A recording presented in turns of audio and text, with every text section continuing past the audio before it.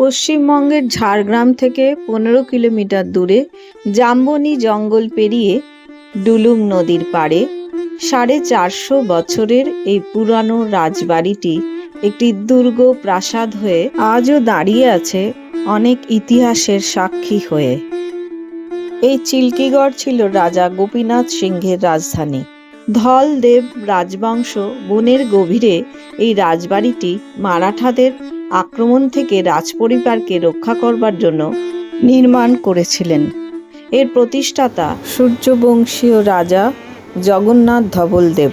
এটির কমপ্লেক্সটির বৈশিষ্ট্য ল্যাটেরাইট পাথরের দেওয়াল, প্রাচীন প্রাঙ্গণ, খিলানযুক্ত প্রবেশদ্বার, যেখানে বাংলা ও ওড়িশি স্থাপত্য শৈলীর সংমিশ্রণ হয়েছে।